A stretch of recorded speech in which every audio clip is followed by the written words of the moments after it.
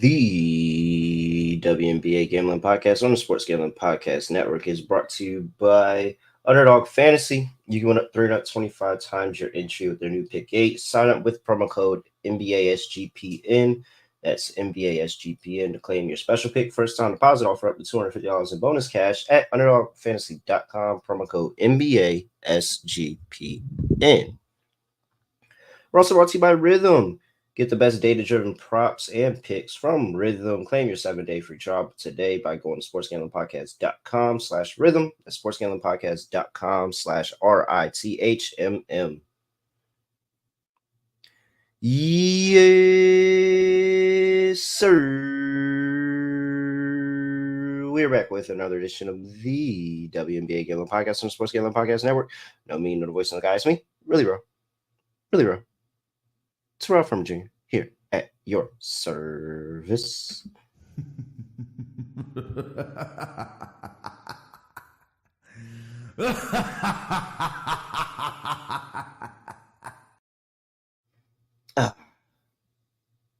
Last time was a rough one. It's been a rough couple of days. Last episode wasn't good. First time, we'll just go ahead and say it. First time all season, I've missed back-to-back locks. It's the thing. However, shout out to the Mavs. And however, they did it. The Boston Celtics have won the NBA championship for the first time since 2008. It had to happen eventually. I was hoping I'd be a little bit older, a little bit more, along in life and all of that. But here we are talking about the Boston Celtics and they're champions. They did it. But Jaylen Brown got the MVP. I mean, if there's ever going to be, I'm leaving here with something. Hater Nation, stand up. Because now we get to have the Jason Tatum discourse for it's honestly for the end of time unless they win again. He has the finals MVP. You can question whether you deserved it or not. Probably why you shouldn't let, people like me vote on it. But hey, shout out to Jaylen Brown. Shout out to Jaylen Brown, highest paid player in the league temporarily, because that's probably going to change this offseason. You got a finals MVP, you got a ring, all in the same 365. And a conference finals MVP. Yeah, let's throw a conference finals MVP in there as well. All-star, everything. Great year. He's going to remember 2024. He's going to remember 2024 for sure. All right. However, let's get that underprivileged, soft, weak basketball out of here, because the real show is the main show, and the main show is going to pull us all the way into NFL season, WNBA. However, again, last episode, I deserve the drop. Where's the drop? I deserve the drop. How about if you sweep it out? What's the point? I can't do anything right. You'll do fine.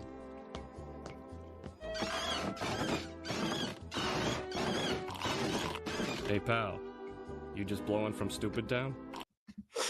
Actually, I really didn't deserve that, because the Sparks scored 10 points for 9 minutes and 30 seconds of that quarter.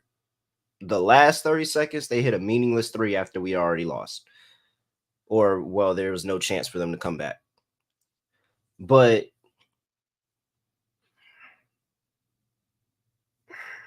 it was not fun. 10 points in 9 minutes is 10 points in 9 minutes is really, really frustrating, because what was going on the first three quarters that you now get into the fourth and 10 points. And you were in the game, by the way. So not only did you blow the team total over, you blew the cover and you blew the win, because you were in the game. I should have stuck with the Mercury. Oh man, I'm annoyed by that. That really annoyed me. That ticked me off. The Sky, I was just wrong about. I'm fine with that. Sky laying 3.5 plus 165 is my dog. I was just wrong. Sky didn't come in there focused. They had their own offensive struggles at times. It was just the fact that Indiana's defense is why they were able to get to the team total. But They couldn't string along enough stops to get the win. So Scott, my co-host, I'm about to introduce them here in a second. For all our new listeners who are now tuning in because the NBA finals are over, shout out to all of you. We like that you're here, and we're going to review the lock records in a second with Scott here. But Scott hit his lock, and he saved us on the show. Angel Reese over 10.5 rebounds. By the way, don't look now. Scott has hit 5 locks in a row. 5 locks in a row, by the way, just so you know. So when I'm not on, Scott's on. When Scott's not on, I'm on. And when we're both on, I don't know what to tell you. Like, just come here and make some money. Scott Studio Reichel. Scott, what's going on? Scotty, beat me up. Surprise.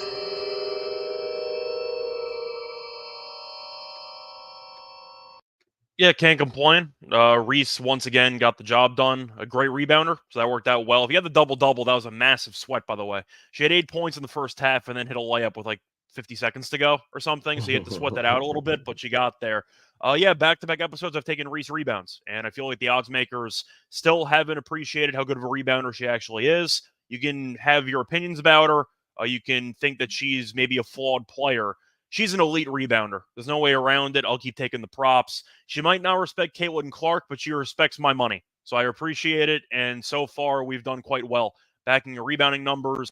As for the dog, I ended up having the Sparks as well in a same game parlay, and the fourth quarter speaks for itself. But either way, point is, Angel Reese got the job done.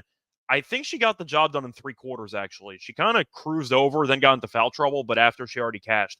So, yeah, can't complain. I thought that the Sky would dominate the boards, and they did. And, yeah, that was it. Cardoso also had a good rebounding game. None of them could hit a shot, but that doesn't matter for us. So, Reese did a good job on the boards, and we got another winner. Yeah, pretty much. So, man, that Sparks game really this Sparks game really pissed me off for the week. Oh man, what a tough way to start the week. But and then just quick shout out to the Dallas Wings. I mean, I can, and we're gonna get on into the games in just a second. But what I can say is just keep watching. Where's this line at now? I don't know at what point I'm gonna fire off on it. I kind of just want to see where the line goes and get maximum value. But I mean, oh man, the Wings are the best team in the bottom of those standings. Indiana, if you didn't peep with the win against the Sky, moved into the last playoff spot, 8th. The Wings right now are 2-1 to make the playoffs. I don't know. We might have to. Does it get better than 2-1, Scott? It might. I mean, Satu's still not back yet. Arike missed the last game. I don't know if that's a 1-game thing or if she's potentially injured. I'm not sure. So we'll see, but it will probably get higher. The Wings, when healthy, are better. Do you know when Natasha's coming back, by the way? July 1st. July 1st, she's coming back. We got to pull the trigger before July 1st. It's just at what point do we do it before that? But it has to be before July 1st. Yeah, aren't I just going to wait until the end of June in that case? Because I needed at least Natasha back. The team doesn't guard anybody. At least Natasha can play some defense. But look at the next few games, man. They have Sky and then they have Mystics twice. Like, okay. I'm going to ask you though. Do you think they actually would beat those teams in 3 straight games, based on where they're at? I mean, 3 straight is a lot to ask for. But I think they could, like, if they ended up getting 2 of 3, I wouldn't be surprised. I wouldn't be surprised either. I'm just saying, based on current form and with the injuries, I think I'll probably wait it out. But if you want to take it at 2-1, I don't hate it. Just to be clear, we're down on them now because we have to deal with what we're looking at. But we know that this team is not the finished product, and we know that they were the victims of the injury bug. So it is what it is. It's just an unlucky spot for them. But I might try to wait as long as possible because right now, I consider this team kind of an auto fade or a team that's in free fall, and I'll just wait until some players come back, and then I'll reevaluate. That's how I'm going about it. Here, so hypothetical. Let's say this line got as far up as plus 350. Okay. How many units are you putting on the Sky to win at that price? I think you mean the Wings at that price. Wings, I'm sorry. On the Wings to get to the playoffs at that price. Well, there's 40 games in the season, so we're not even halfway through. Probably a unit. I'm not going to slam it, but I'll probably do a unit.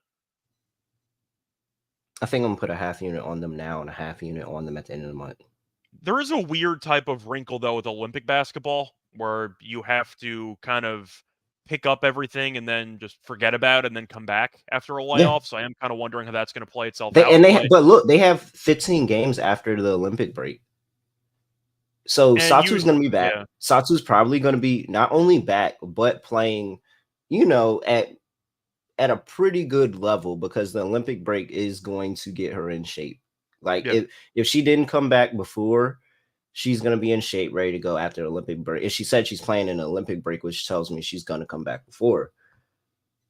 So, and we know every year the bottom teams that make the playoffs still are below 500. So you don't even really need a 500 record to even make the playoffs. I'd probably put a unit on it. So So I think I'm gonna split it in two. I think I'm splitting in half. I think I'm gonna take the 2-1 now, and then I'm gonna let these next 3 games play out. They could very well still, and they probably could go 1-2 in those games. Honestly, I think they get one of them against the Mystics, but I'm iffy on the Sky yet. I haven't decided that. I'll wait till that line drops. But the end of the month, they play Lynx Storm. Those are losses, and 100% get down after that. And the fact that they play the Storm and then they play them back-to-back games, but the second game is the one that Natasha Howard comes in. Watch they win that second one. Watch. By the way, update in the standings for a fun joke. What if I told you Indiana's a playoff team at 5-10? Yeah, that's what I said. That's what I said. Like when they won that game against the Sky, they moved into 8. Like if you're telling me we're battling with Indiana, Chicago, LA for that 8th spot with the Dallas Wings with Satu, Natasha Howard, and Enrique, I'm taking the Wings 10 times out of 10. 10 times out of 10. I'm also going to point out the Wings are technically 1 game back of Indiana, but they've played 2 less games. So they're 3-10. Indiana's 5-10. So, oh my gosh. Just saying, they do have some games in hand, which might pay off later on when Satu comes back. But I'm going to have to wait it out because this team right now is a pure fade for me. But I'm aware when healthy, this team is definitely a top 6 team in the league. They're in the playoffs every year. I'll expect them to bounce back. But I'll wait until they're healthy before I actually put any money on it. They have. So if we throw the Dream into those teams and the Mystics as 5 teams that are worse than, because we can agree with that. Dream, Mystics, LA, Chicago, Indiana, all 5 of those teams are worse than the Wings when fully healthy, correct? Yeah, and of course the Aces are in 7th. You could ignore them; they'll bounce back when Gray comes back, so that's fine. But 2, 3, 4, 5, 6. I mean, it's also odds based. I mean, with Washington 7, missing 8, Sykes, I mean, I just don't. 9. Washington, I think we can eliminate. The Sparks aren't good enough. The Sky, I like their potential, but I think we know based on current form they're a bit too young. Would we agree on that? Chicago is feisty, but they're a bit too young. Dallas has experience, and they have the star power that could carry you if you get off to a bad start. So if they have 9 games, if Dallas needs to go, in theory, let's just say like 9-6 to make the playoffs when they're fully healthy, they can easily do that in the final 15. So yeah, I think I'll wait and I'll take it. But that's, as you mentioned before, not exactly the strongest competition they're fighting for. So yeah. This is definitely 100%. I am. They have 9 games against those 5 teams in July. In July, going for the rest of the season, they have 9 games against those 5 teams. If they win those 9 games, I'm not 100% certain, outside of maybe the Dream, if either one of those 3 teams.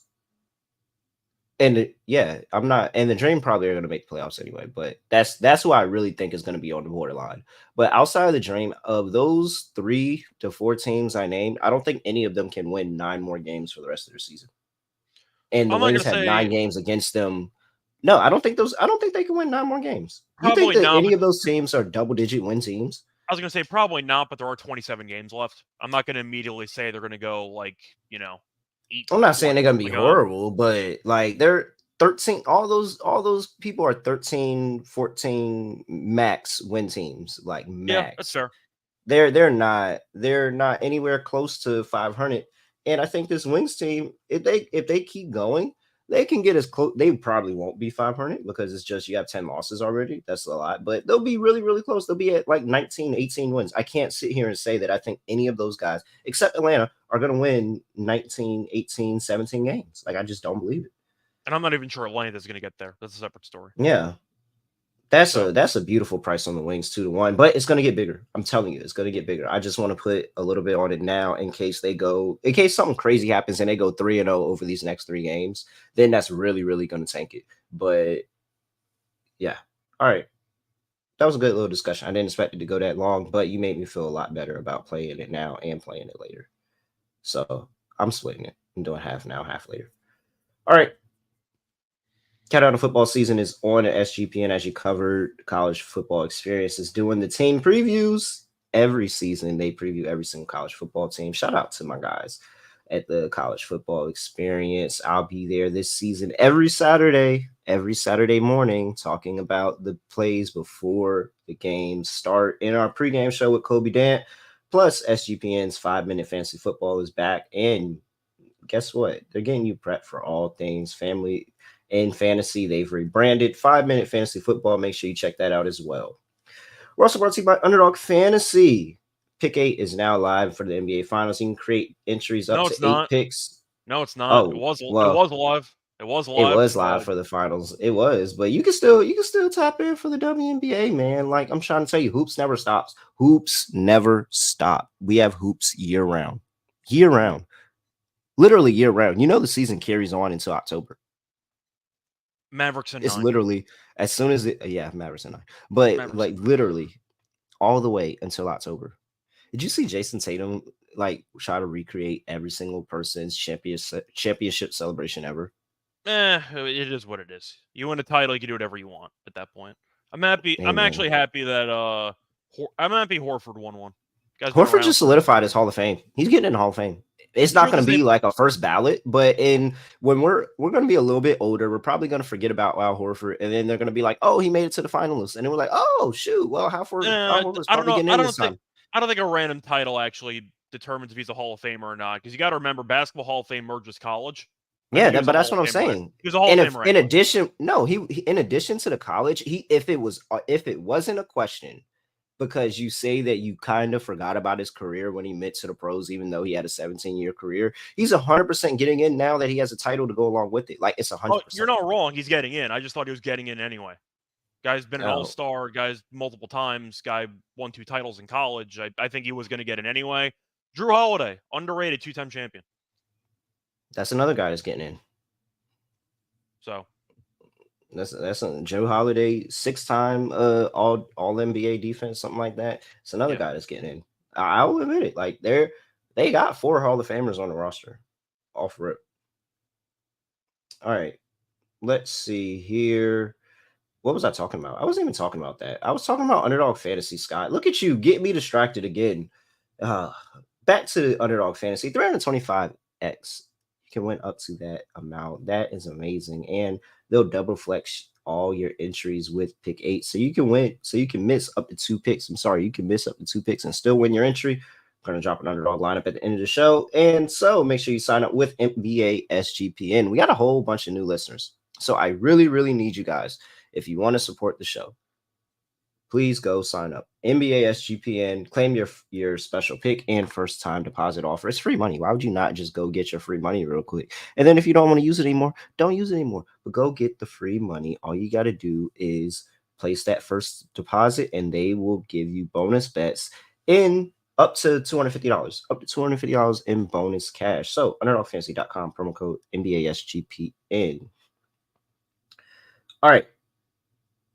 Let's see here. We got 5 games we're talking about. 2 games on tonight, 3 games tomorrow. First game on the docket for the night, and we have the Los Angeles Sparks on the road going to play the Connecticut Sun. Sun are laying 13.5 here. 153.5 is the total. injury report for these two teams. Let me just go ahead and pull that up on Underdog. There we go.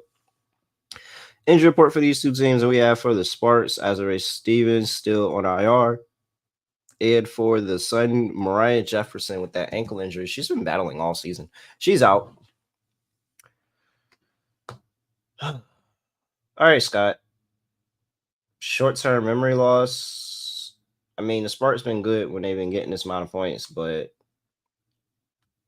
is it? I mean, do we have to short-term memory loss it and just take them anyway here with Connecticut? I don't know, man. That fourth quarter really, really, really sticks on my mind, and I just feel like that's 4 quarters of that going against this Sun defense.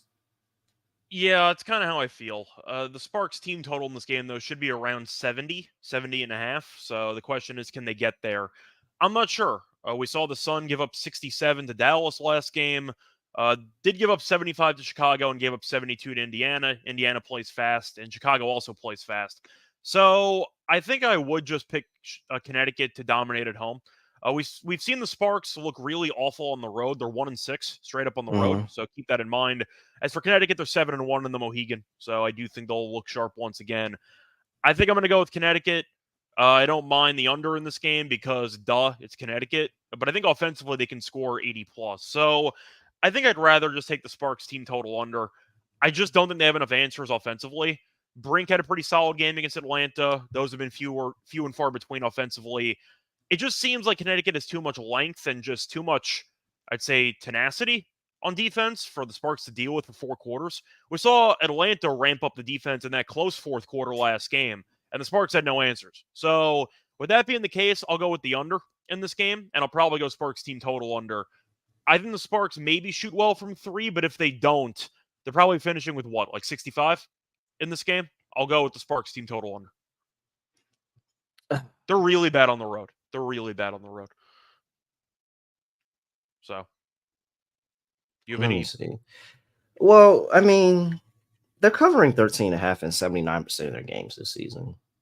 And that's the tough part for me. But have they been okay? They went to Atlanta. Yeah, that last game was in. So this is their first East Coast trip. Well, no, they went to Indiana and Chicago. So, but I'm not really worried about that. Went on the road at Phoenix, they didn't cover this. Went on the road in Seattle, didn't cover this. Went on the road in Minnesota and did. So that's a win. I also mentioned though that was a letdown spot for Minnesota after they won the Western Conference Commissioners Cup. So I thought that was just a letdown spot. They went on the road in Las Vegas and covered, but you know they were going to play up for Vegas, and Vegas defensively actually isn't good either. But yeah, it might be close, but at least I know what to expect from Connecticut. Yeah, Sparks for the most part no-show road games for the most part, in my opinion.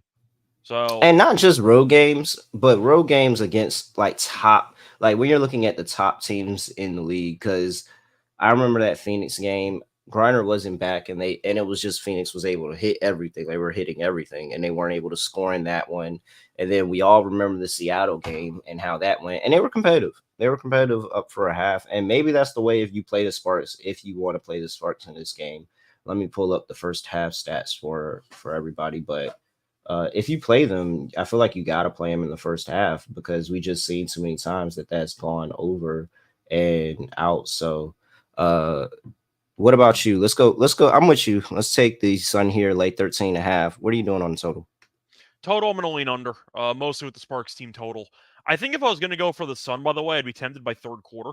I've seen the Sun get off to slow starts and then kind of pick it up after halftime. That would not shock me. You have a young team in the Sparks that I think can get off to a decent start and then potentially hit a wall if Connecticut flips a switch defensively, which we know can happen against this team. So I do think if I'm looking for maybe an angle in play, I think the Sun right after halftime is worth a look because this team has been really good right after half. And I do think that when the Sun, whether it's the start of the game, second quarter, third quarter, whenever, when they flip a switch defensively, this Sparks team is going to have a seriously hard time scoring.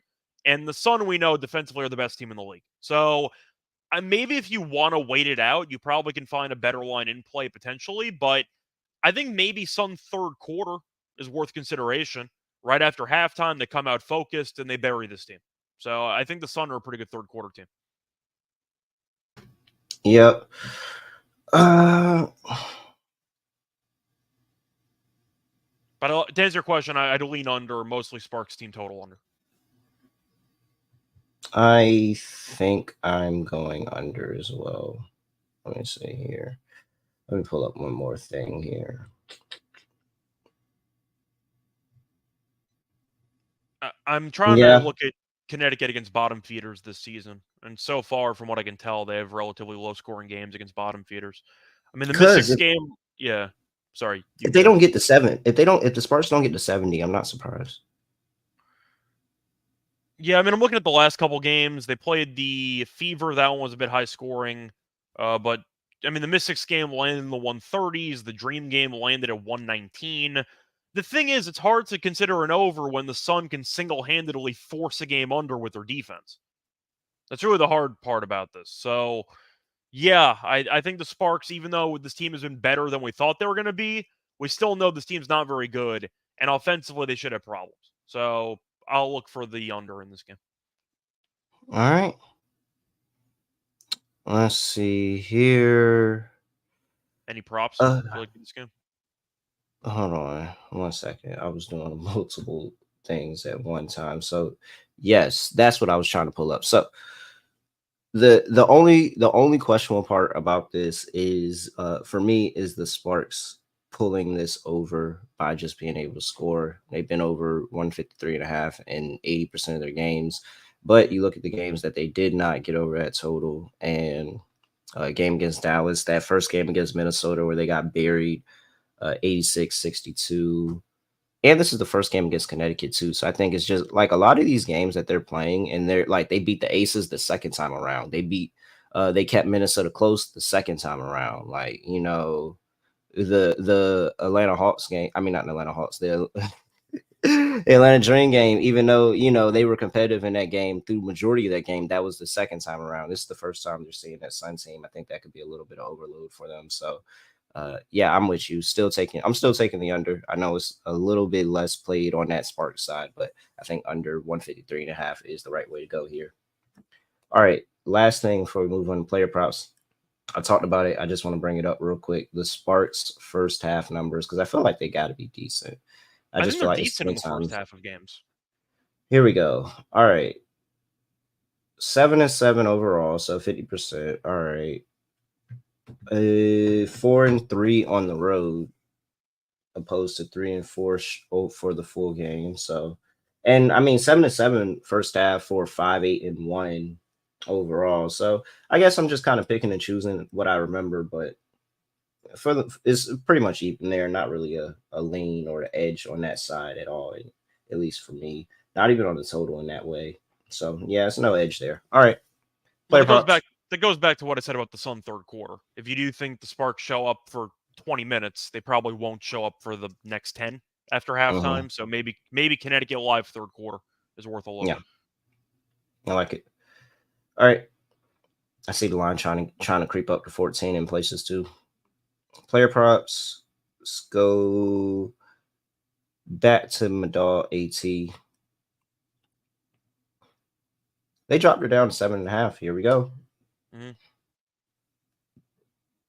It is juiced, but it's a little juiced, yeah. But she had 9 last game. Shop your lines, get the best line available.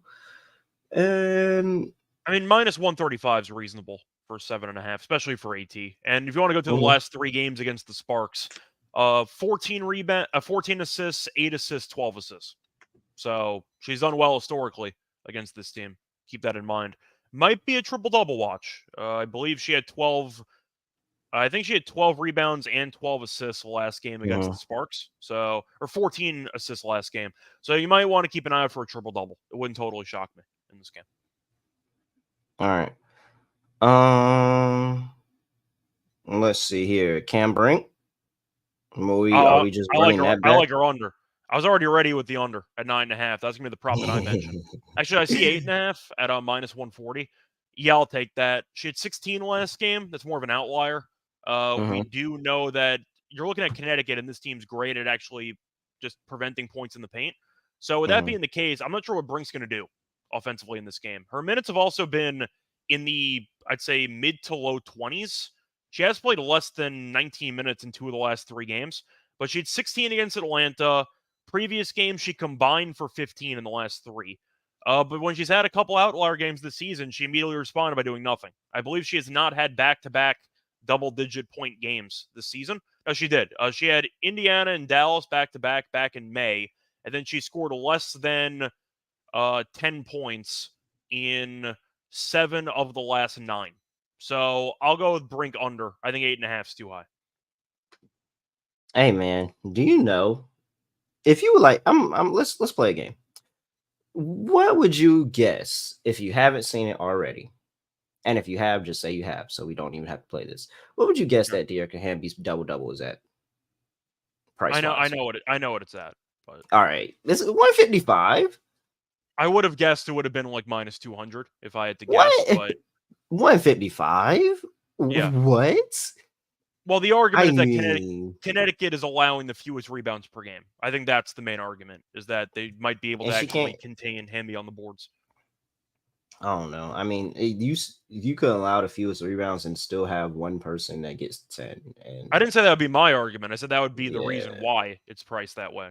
But yeah, I just let me see here. Let's go through and I think some people are probably gonna. I mean, even bro, Tia McGowan had 10. Now we know how, but she just hasn't been there this season. I saw a bunch of people take her over 8.5 against the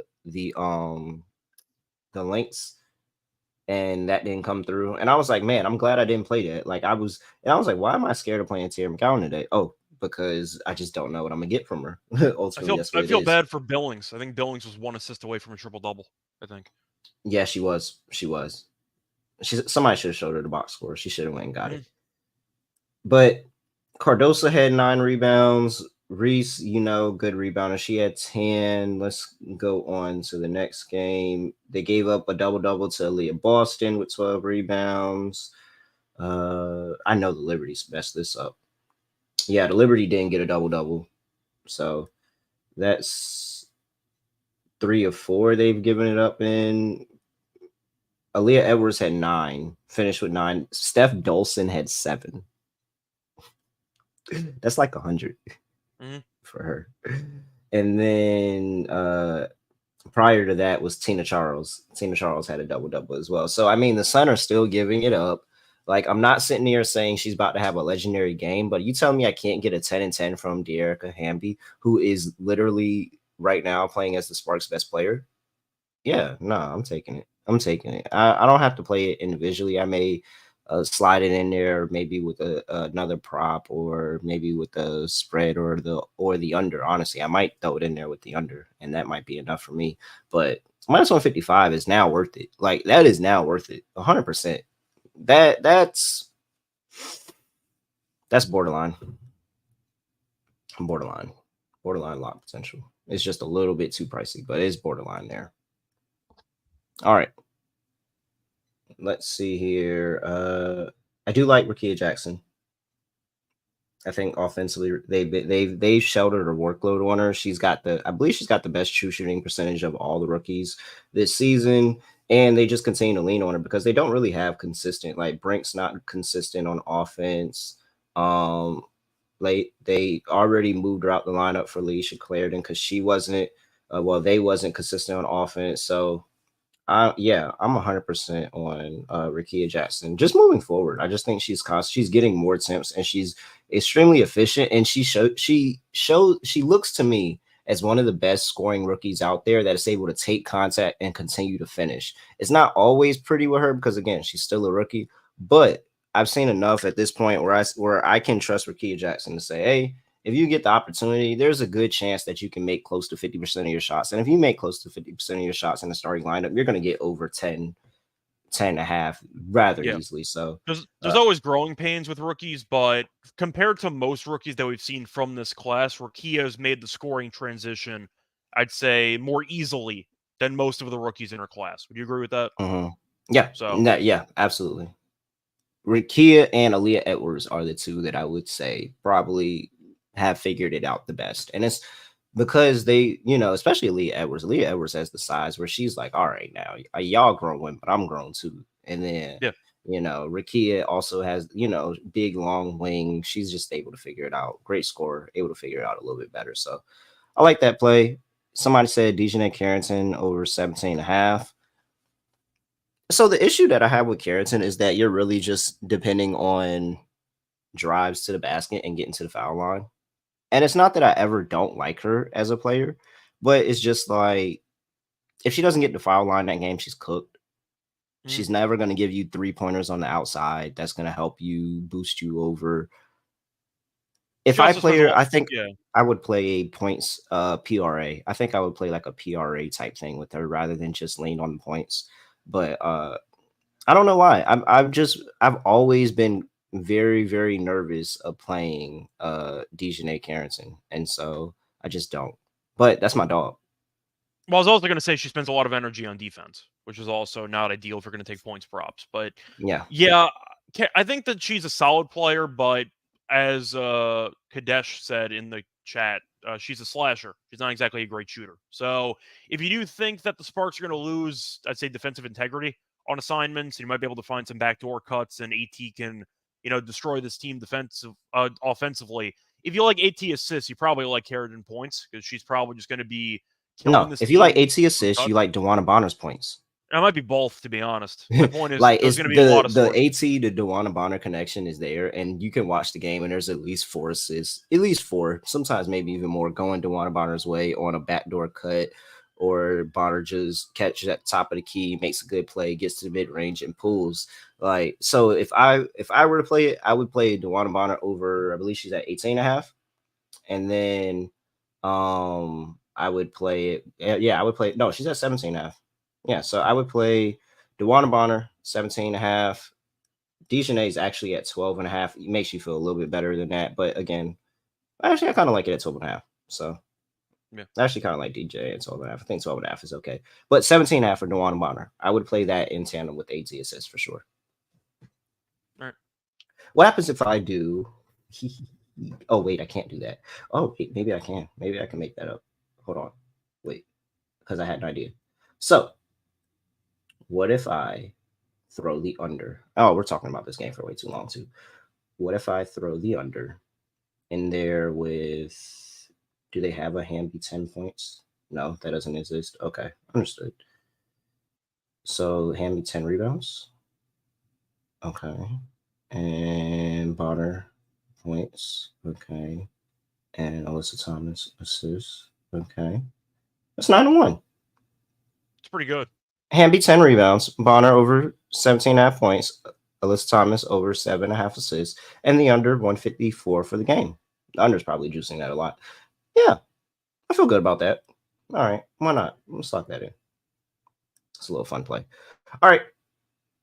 Before we get to the rest of the slate, got to talk to you really quick about Rhythm.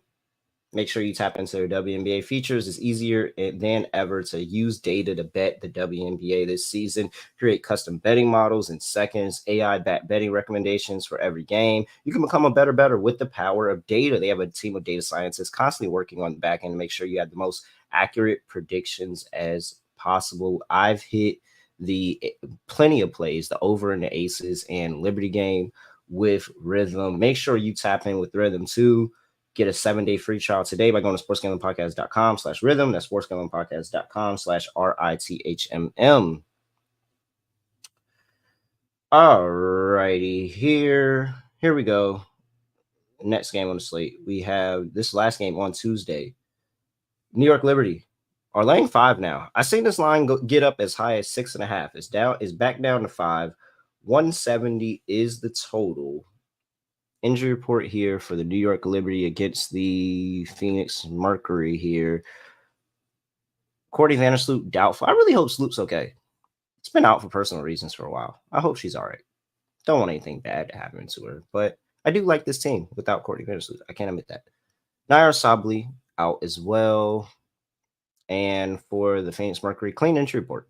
Nobody. Nothing to add. Liberty have won 8 straight, but the Mercury beat the crap out of the Storm. And this team might actually be really good with Griner back in the lineup. I'm taking Phoenix. They're at home. They're getting multiple possessions. I can understand it. I'm taking Phoenix. I mean, Griner, they're offensively, they're night and day better. Well, not even night and day better because it was just a bunch of threes, but now they don't have to hit the threes to be able to have the game. Like, I just feel like this is prayers out to Courtney Vandersloot mom if that's what's going on. Absolutely. And her whatever's going on with her family, prayers out to them. But here we go. The Phoenix Mercury, I just think offensively they're on another level. And if they can break through that Liberty defense, which I think they can, like, especially Liberty, we talked about them different times in the season where they struggled inside the paint and just let easy paint points go. Like you can't let that happen with Brittany Griner. But if you give Brittany Griner all of your attention, you're gonna get killed by the Diane Taurasi's, the Kalia Coppers, the Natasha Clouds, like all that is going to add into it as well.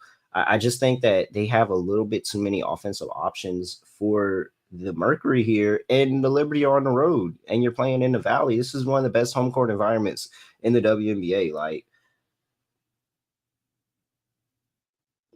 I really wanted to continue to ride the streak with the Liberty, but I think I got to fade them this one.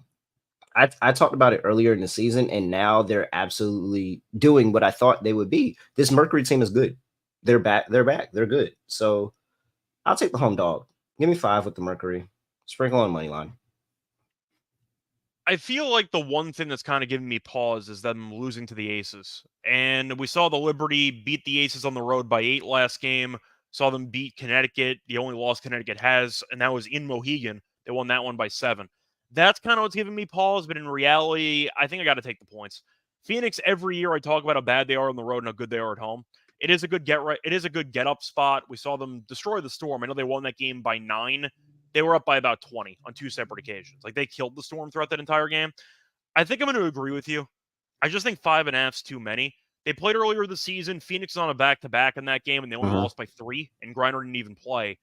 I think the Liberty can maybe even win this game by like 1 or 2 points. It might be a 1-possession game, kind of like that Lynx game that we saw against the Mercury a week ago or so. I think I'm going to lean to the points. I understand the Liberty being favored by 5.5, and I get they've won 8 straight, but I think people are still sleeping on Phoenix. I think this team's good, and they're very dangerous at home. It's a West Coast trip for the Liberty, who played in Vegas and now they're playing in Phoenix. I think I'm going to lean to the Mercury. They might win the game, they might not, but I see this being a very close game throughout. And if that's the script I'm expecting, then give me the points. So, Brittany Griner came back in that Lynx game. They have won 4 straight games since that point. Not 4 straight games. They lost to the Aces, but they still covered 5. That's what I meant to say. They've covered 5 in 4 straight games up to that point. Yep. I'm just going to bank on them covering again. Yeah. I'm just bank. If the Liberty win and cover, it wouldn't shock me, but I think that the value is it wouldn't. It wouldn't. Yeah. I think I'd much rather be sweating out Phoenix in the end of the game at home rather than Liberty, especially with the points. So, All right. Totals at 170.5. I see it at 170 in some spots as well. See if you can get a 170 out there. Over.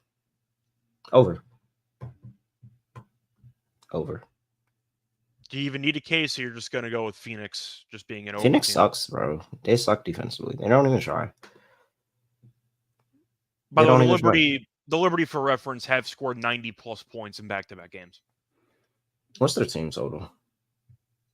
170. You're probably looking at, what was that, like 80? 87.5. 87.5, yeah.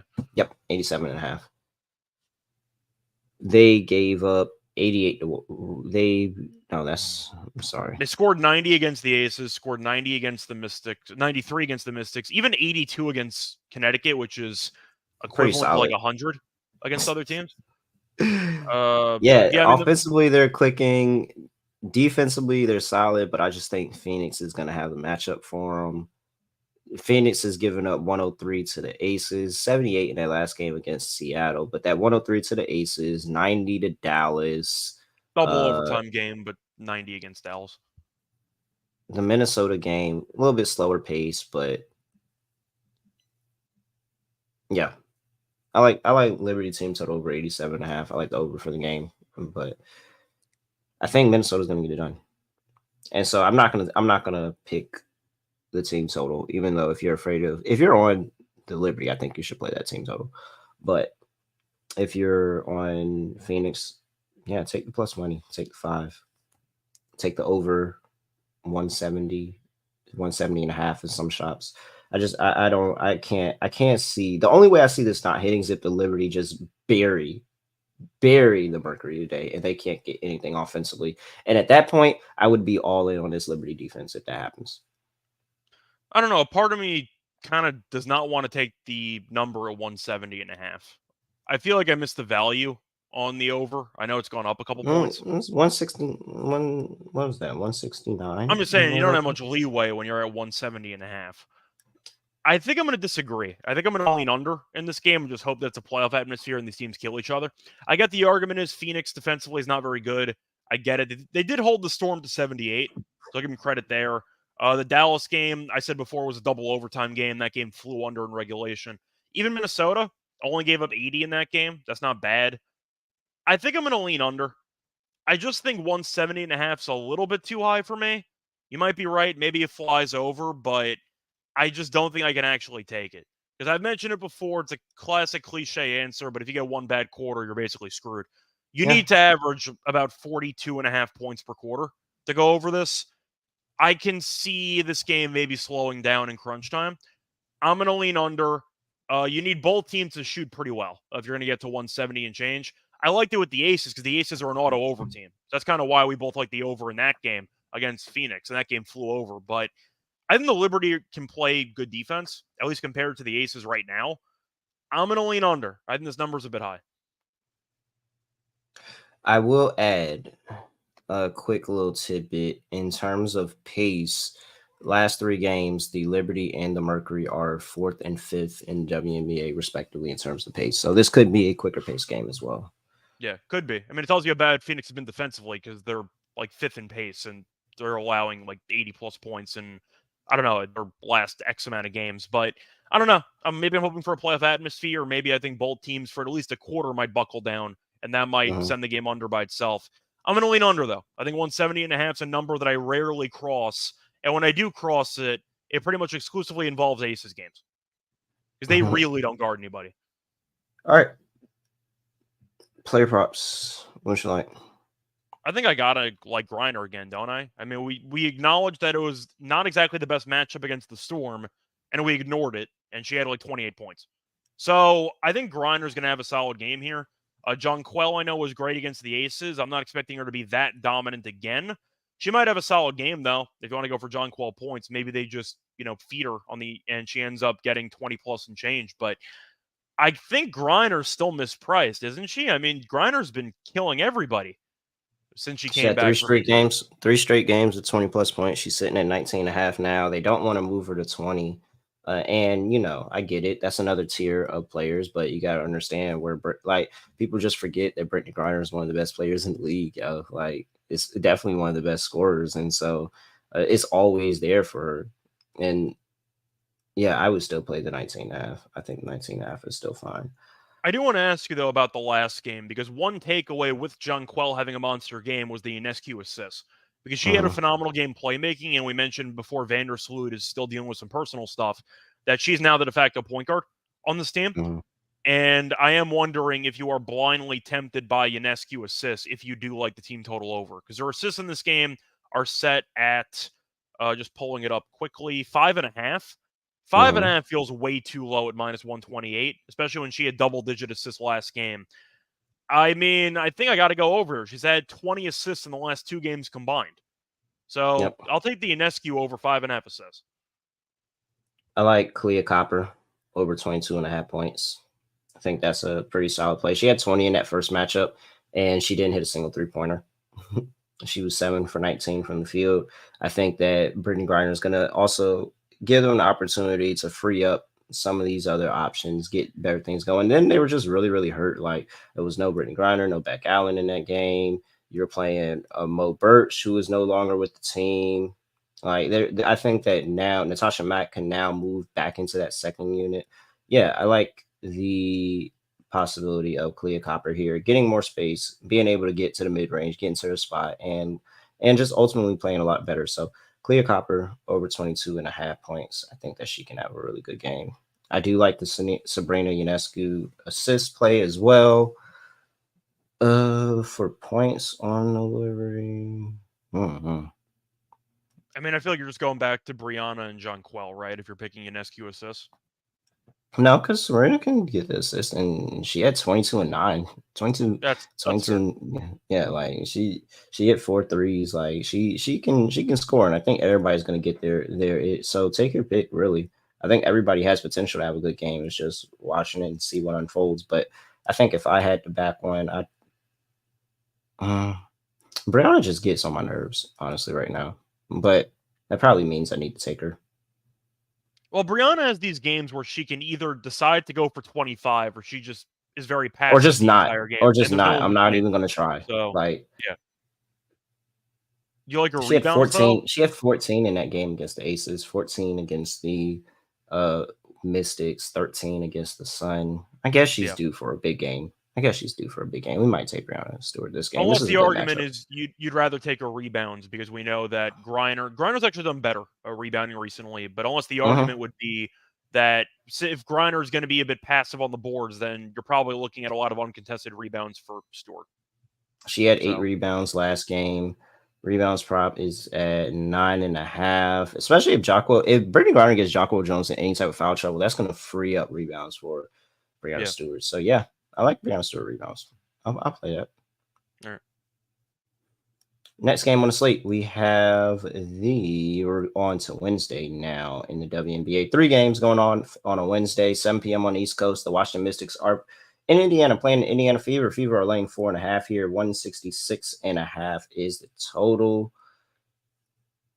I don't have an injury report, but Sykes is not playing. Austin's not playing.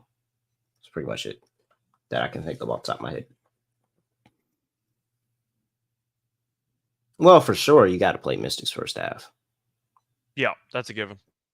The question is, do you think that the Fever, when they're down in the first half, because I'm fairly confident in this spot in the Mystics of just coming out here and looking good in the first half, when the Fever are down, are they going to come back? I was going to say, though, the Mystics have earned blind trust in the first half. They're a good first half team.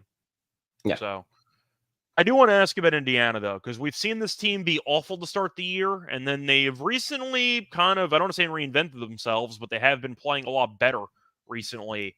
They beat two bottom feeder teams, and they have, in 3 of the last 5 games, they've beaten 3 bottom feeder teams, including this Mystics team. They did not cover the line against the Mystics in that game, but when they play everybody else, they look like complete dog shit again. And so they just kind of hit a soft part of the schedule. So it's like, do you believe that they can beat up on these bottom feeder teams, or is this going to be a letdown spot because they have been playing pretty solid, but here we go. Another tough defense coming to town, and you got to try to put up another 85 on this Mystics team to get a win. Yeah. That's true. I think I am going to lean Mystics. Even though the Fever have played better, you mentioned the first half. I feel like that's kind of my main angle for this one. Just take the Mystics early. Maybe after beating Angel Reese again, there's a letdown spot potentially. I know that it's kind of, I don't want to say ridiculous to insinuate that there's a letdown spot after beating up on a team that's been in terrible form. I think the Sky have lost like 8 of their last 10. But we know that there's a rivalry there. So I am kind of wondering if it is a letdown spot after they were able to once again beat up on this. I think it might have been. So I'm going to make a case that it's a letdown spot. So give me the, I'll go with the Mystics in this one, but I'm going to lean more to the first half. Yeah. I'm kind of bought in. I mean, they covered, like, at the end of the day, they covered the line and still lost last game. Yeah.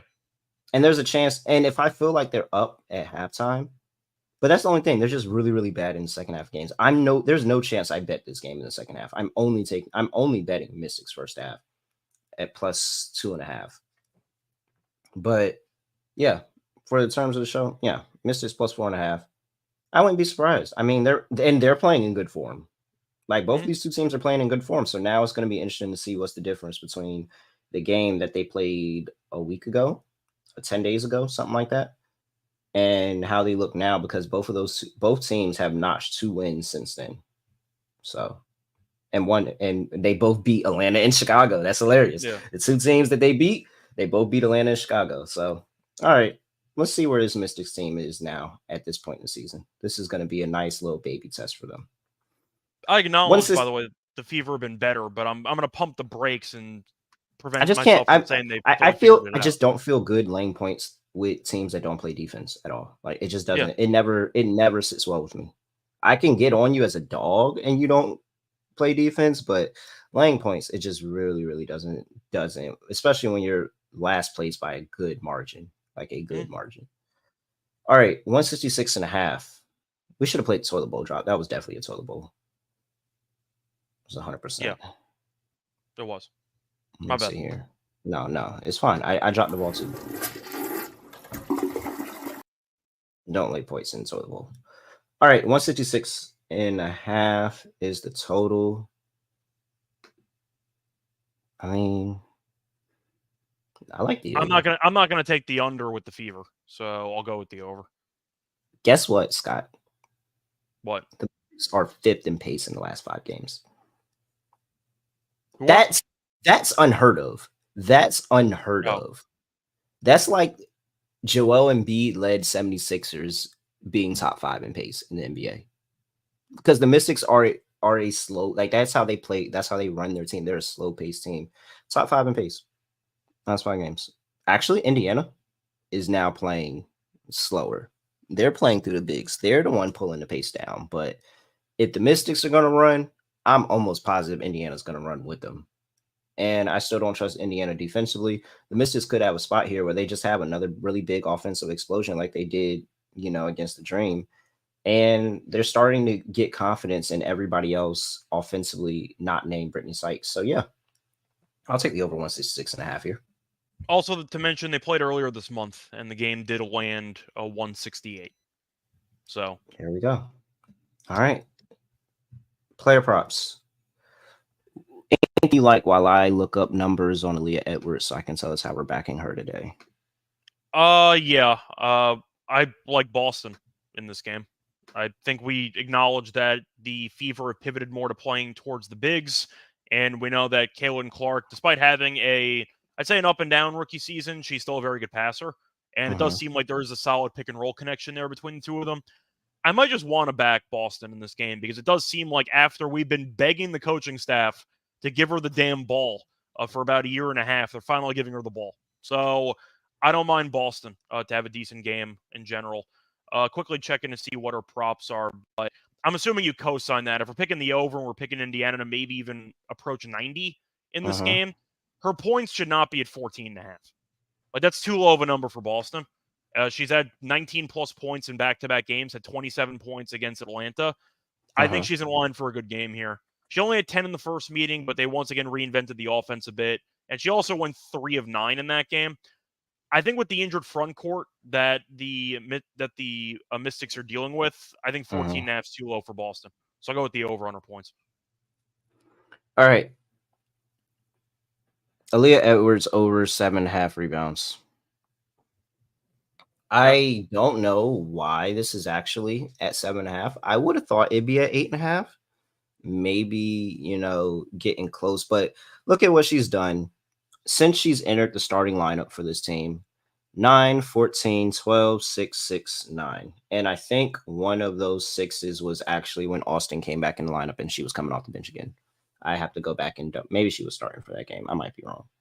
But one of those was in the 6. One of those 6s was in the Dream game where Sykes and Austin were both back in the lineup.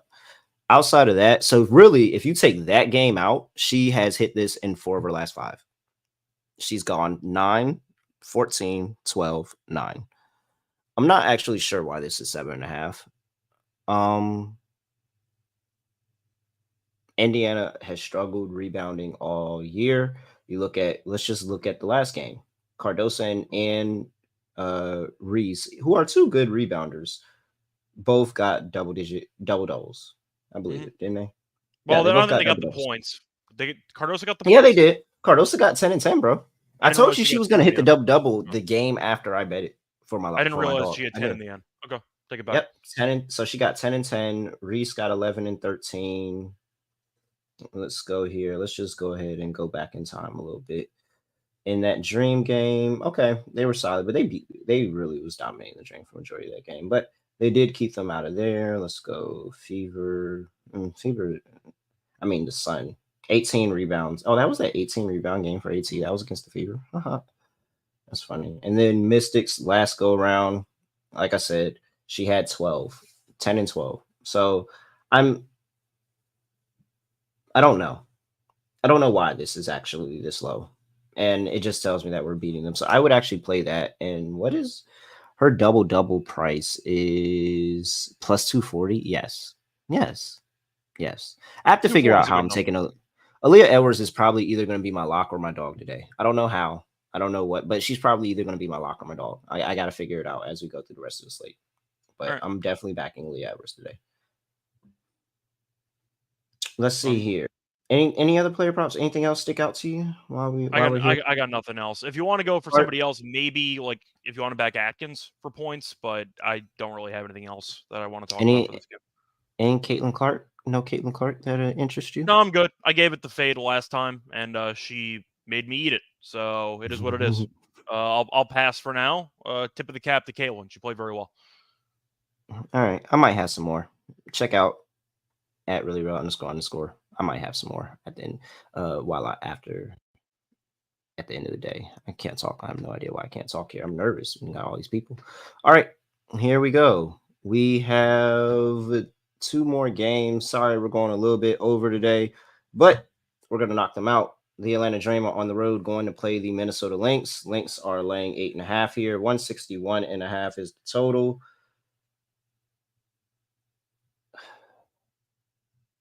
Just to be clear, by the way, with Dallas benching their entire team yesterday, we're going to chalk that up to Minnesota kind of no-looking their opponent, correct?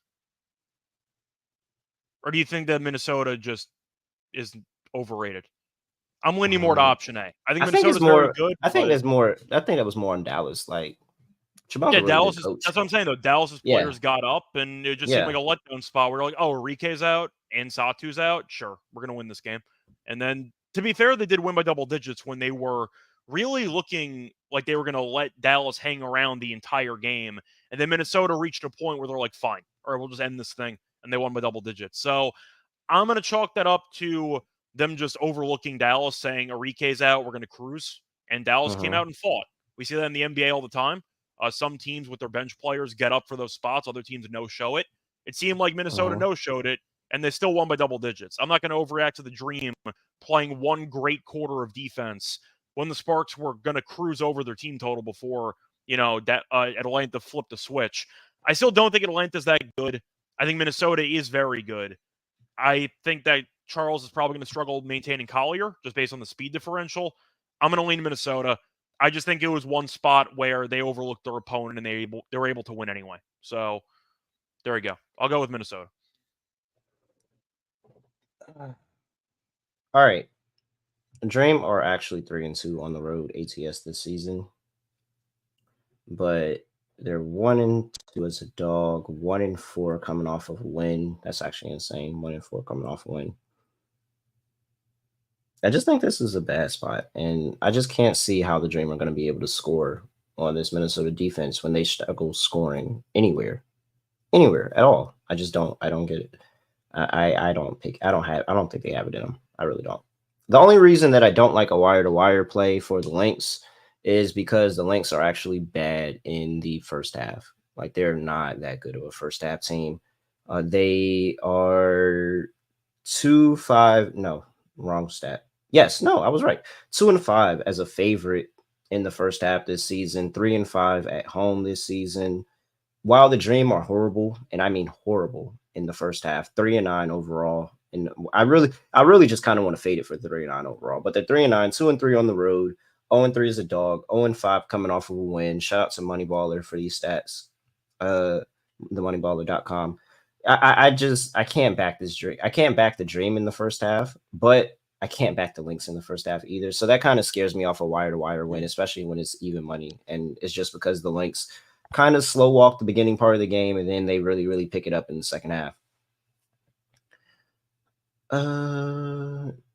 Yeah, it's Minnesota. I'm not taking the dream. I'm good on that, especially coming off a win. No, I'm not taking the dream. Lane 8.5 from Minnesota. 161.5 is total. I think I'm going to lean under in this game.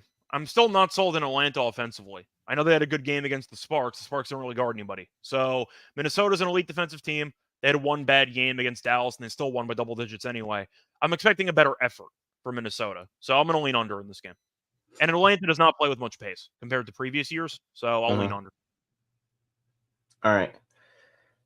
Atlanta. Yeah, I'm on under. This is borderline lock potential too, because I just don't understand how Atlanta's going to be able to consistently score on Minnesota. Like, I just don't. Especially after, I think the worst thing for them is that they had that Wings game. Because now you have the back-to-back game of the Sparks and the Wings where you feel like you gave up too many points. You felt like you didn't look the best defensively, and they gave you a run for your money. This is the get right spot. And isn't this the last home game of their trip? No, they got one more against Phoenix, and then they go back on the road. All right, yeah, I like it. In Minnesota, lane 8.5. They finally get a cover at home this home game stand. And that under is really, really good. Under 161.5. Team total for Atlanta is at, oh well, I don't have it up yet. So we may go back and peek at that again, but all right. Player props. Do you see anything available for this? Let me quickly check. It would not shock me once again, since we are doing it in advance, if we just had no props. Yeah, I don't see anything for Atlanta and Minnesota. All right, it's cool. We'll come back to that. Seattle Storm are on the road going to play the Las Vegas Aces. Aces are laying 6 at home. 169 is the total. Injury report here, and I don't have anything, but Chelsea Gray's still not going to play.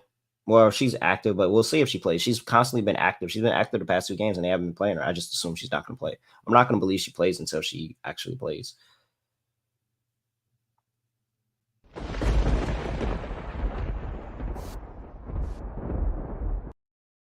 Yeah, you do it. You just got to continue to do it. If you don't play the drop, I'm going to play it. So, I mean, no, I just got to continue to back the Storm here.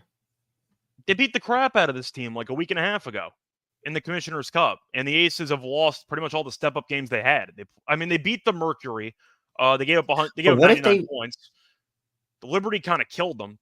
They were down like 17 to the Liberty with like 2 minutes to go, and then they went on a garbage time run to make the game look more competitive.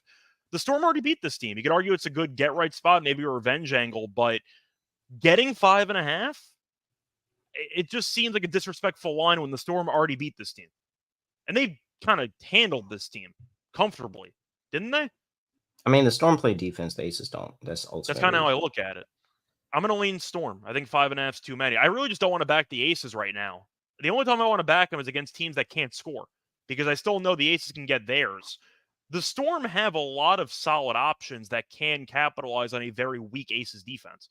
So I'm going to take the 5.5.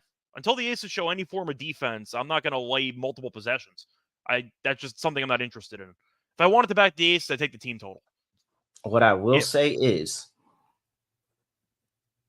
I will mention this.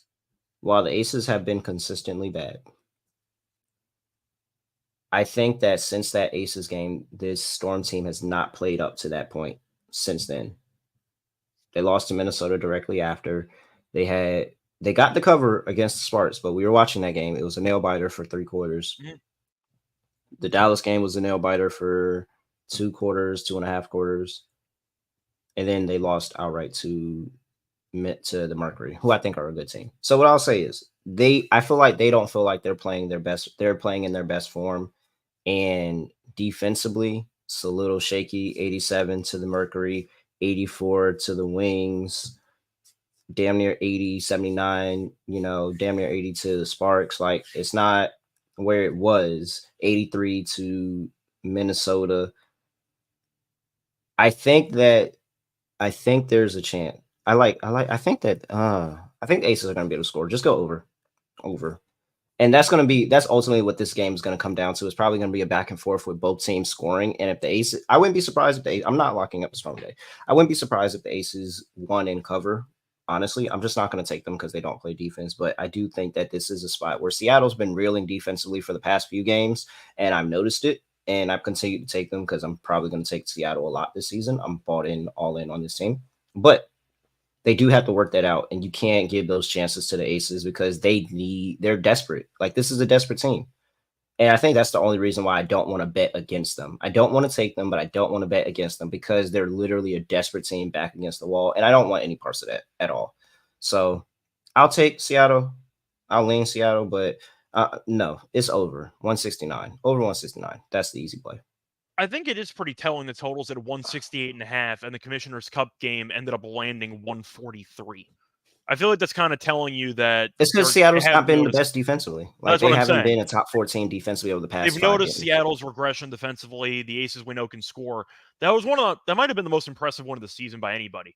The Storm went into Vegas and gave up 65 points. That's such a wild performance in hindsight. That's just a crazy game by Seattle. Actually, What? I actually lean Aces. Aces. As you were talking about it, I'm like, I actually kind of want to take the Aces. No, it's fine. I'm not going to bet this game most likely, but I am going to point out that I do think 5.5 right now is a bit too many for the Aces to be laying against a quality team when they can't guard anybody, and they've been really bad straight up and ATS over the last couple of weeks. ATS all season, they've really been underachieving. So I'm going to lean Storm, but based on lock and dog pick spoiler, I will not have anything from this game. So all right, that's how I'm looking at it. I changed my mind. I lean Aces. Okay. It's 2 possessions. And I'm not going to lie. I think they can get the win in revenge here. But this is probably the wake-up call Seattle's going to need to realize, oh, man, we still got some work to do. But that's fine. That's perfectly fine. All right. That's it. Now we're going to close things out and get up out of here. Lock, dog. Do you want to give a bonus lock? It's 5 games. We can if you want to. You want to? Sure, why not? Yeah, let's do it. It's 5 games. It's 2. We would have had 2 different episodes and we just put it in one. So we might as well make a bonus lock. All right. For my lock. How do we want to play this? Let's go with. Wait. Because there is a number of plays that I do like. For my lock, I'm going back to Minnesota. Wait, let me just check one thing. Yeah, I'm going back to Minnesota. Give me the Minnesota Lynx and the Atlanta Dream. I'm going to take the under in that game. Under 161.5 here. And ultimately, I'm just going to go ahead and fade the fact that I don't think the Atlanta Dream are inept offensively at all. They struggle to score against the Washington Mystics, very solid defense. They struggled to score against the New York Liberty, very solid defense. And now you have Minnesota, who's probably better than both of them and towards the top. And they only were able to score against LA, not good defense. Indiana, not good defense. Chicago, without Elizabeth Williams, that defense doesn't look as good as it did. So, yeah, I think that this is a good spot for the Dream to just no-show again, and Minnesota's not going to run the score up on them. So I'll take the under 161.5. That's my lock in Minnesota in the Atlanta Dream game. For my dog,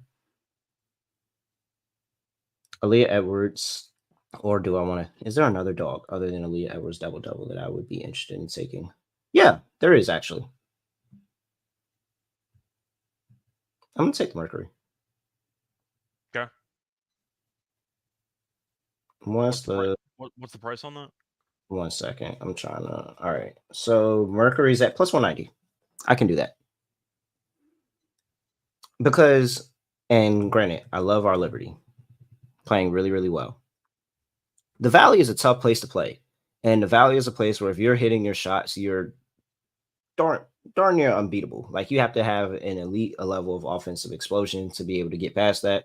And I think the Liberty do have that to a point, but I just question them at times. Whereas this Mercury team with Brittany Griner, they are like they are by far one of the best offensive rated teams since Griner's been back in the lineup. They've covered this line 5.5 in every single game up till then. If you're telling me that I'm getting plus 190 and I'm sweating out a win when they're consistently playing good ball and they're covering and it's right there, yeah, 100%. I'm taking the Mercury here, plus 190 at home, get it done. They move above 500, and then the Liberty get a nice little wake up call loss there, and then they go on another run of winning a whole bunch of games. So I will take Phoenix here, plus 190. That's my dog. For my bonus lock, Aaliyah Edwards over 7.5. I told you it was going to get in there somewhere. I knew I was going to fit her in there somewhere. I was just trying to figure out what I was going to do. Aaliyah Edwards over 7.5 rebounds. She's been over this in 4 of the last 5 games that she's played without Brittany Sykes and Shakira Austin. Even in that game, she got the 6. Starting lineup, going to have a lot of the usage. Indiana bad rebounding the basketball. This is a spot where Aaliyah Edwards, she got it in the first game. I think she can get it again. Aaliyah Edwards over 7.5 rebounds. That is my bonus lock. All right, Scott, over to you. All right, so I got 3 player props. 2 of them are actually from the same game, and then I'm going to use my dog from a different game. So my locks are actually coincidentally from the Sparks and Sun game tonight. I'm going to go with Brink under 8.5 points at minus 140 as my first lock. Second lock is going to be AT over 7.5 assists at minus 135. To go through Brink first, she had a monster game last time out, but for the most part, she's been underwhelming offensively. She had 16 against Atlanta, 0 against Minnesota, 7 against Seattle, and 8 against Vegas. She might be in foul trouble in this game. She's against the best defense in the league in terms of points per game. She has scored less than 9 points in 7 of her last 9. So I think Brink is going to be in trouble in this matchup. Give me the under. I'll fade Brink on having great back-to-back games offensively. AT, I mentioned before, I don't really need to explain AT, but I'll do it anyway. 7.5 assists at minus 135 is a good deal. She had 9 last game. She's had at least 8 assists in 4 of her last 8, but she finished with exactly 7 in 3 of those 4 that she missed. So she's had at least 7 assists in 7 of the last 8 games. And now she's against a Sparks team that we know defensively is not very good. She's killed this team, historically speaking, in the head-to-head. I think she's in line for a monster game assist-wise. Thought about the alt line, but I actually found a play that I liked a bit more for value as the alt. But to go through the head-to-head numbers against the Sparks, 14 assists in the last meeting, 8 assists the meeting prior, and 12 3 games ago. So she's gone over this number in 3 straight head-to-head meetings. That's good enough for me. Give me AT over the 7.5 assists at minus 135 as my bonus lock. For my dog, I am going to go with another assist play. Give me an SQ over 7.5 assists at 3-1. She's had 8+ assists in back-to-back games. She's had 9 assists in 2 of the last 3 against the Mercury. The Mercury are also allowing, I believe they are allowing the 3rd most assists per game in the league. So they're not a great defensive team. We think that this game might be high scoring. But Ionescu, without Vandersloot in the lineup, has been a very solid facilitator. 8+ assists in back-to-back games. She had 12 last game. 8+ is a 3-1. I think it's a hell of a price. So give me Ionescu as my dog at 3-1 for 8+ assists. 3-1. Jesus Christ, Scott. I'm going to go for it. You are a legend. All right. Underdog. Let's see here. While I type in Sabrina's 8+ assists at 3-1 into the sheet for Scott. Let's get an underdog lineup going up here today. Well, let's just go ahead and throw Sabrina in the underdog lineup at higher 5.5 assists. I mean, we can recycle a bunch of the plays we just gave out, so that's fine. Like, I know you'll be fine with AT assists if we wanted to take that route. Like, we have a couple options. Oh, yeah. Well, AT assists is 0.9. Let's see what else we like. Let's go. Hold on. Sabrina, 6. Higher 6 assists. I like it. We'll play it. Do we run back Griner? We can. I feel like you want to run back Edwards because I do think it's a good matchup. That's tomorrow. We can't. Oh, they don't have that? Okay. Nah, just Tuesday slate. Do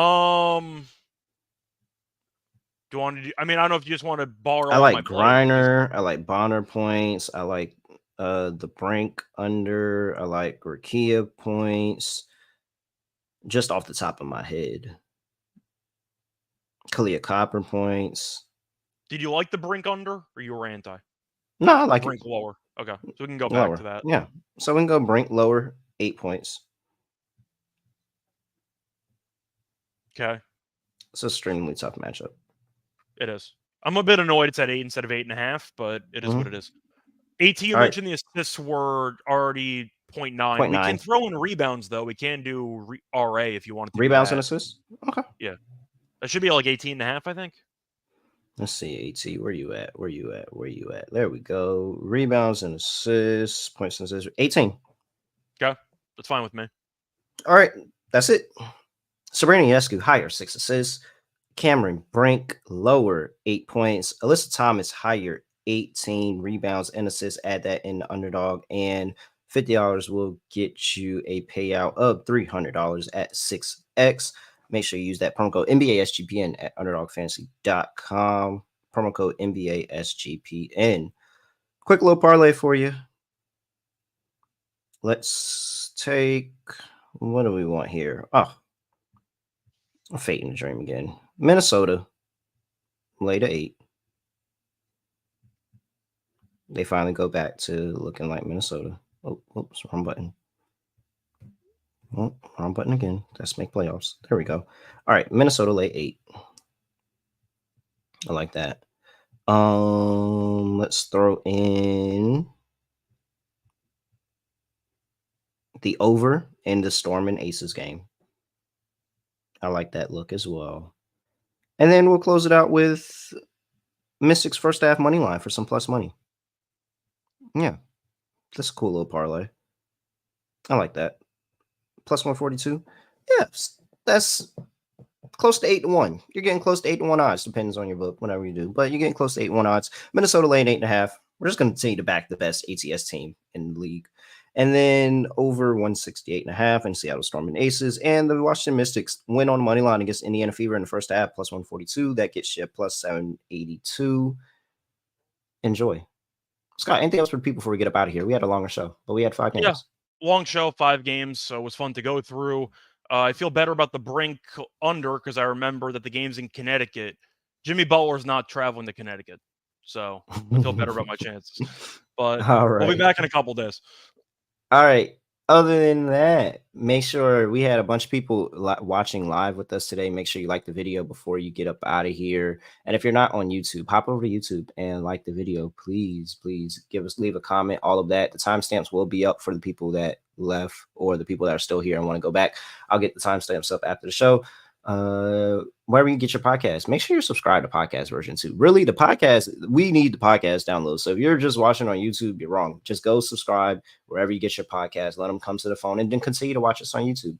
Other than that, I have nothing else to say, nothing else to do. No other way of ending the podcast, just gonna end it like this. We are out of here.